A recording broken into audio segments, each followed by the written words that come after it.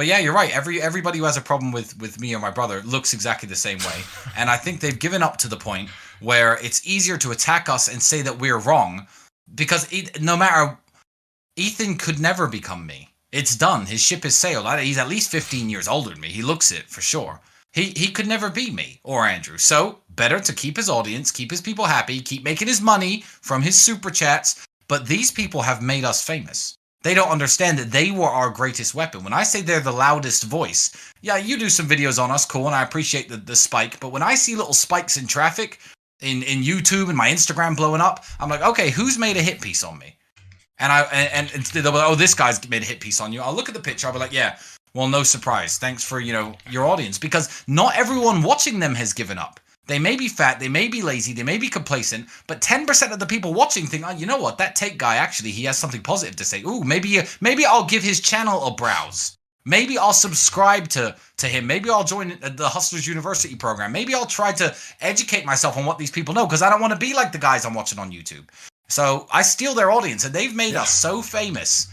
And that makes them so mad, and they have nothing else to do but continue to make us famous. They still talk about us all the time. The worst thing you could do for me, for all these guys out there, is just stop saying my name everywhere. They can't help it.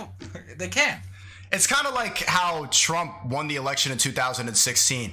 All the mainstream media, all the same demographic of people could not stop talking about Trump. And they didn't realize that by saying his name over and over again, the silent majority was like, oh, okay, this Trump guy, he's an outsider. He's not like the rest of them. So the more they tried to hit piece, eventually he won the fucking election. What started off as a joke, somebody that was just like, and it's pretty much the exact same thing with your rise to fame. And it's a way to navigate around cancel culture. So many of my YouTube contemporaries, they get so afraid, like I'll be at a party and then there's a spike in the Cove. So they can't post a video for 2 weeks because they don't want their audience to be like, why weren't you wearing a mask and staying at home? You were at a party during a spike. And so they need to navigate around cancel culture. But I encourage a lot of the people, the new content creators, to just don't give a fuck about that, because it might hurt your feelings a little bit seeing the hate comments, but it's better to just let them be mad about you, because it's, if you know, you know. The people who really resonate with the message will see the people crying and complaining and realize the truth. Yeah, and the love is so much greater than the hate as well. People say, how do you deal with the negative comments? I'm like, one, it doesn't bother me, but for every one I get, for every one stupid message I get 9 positive ones.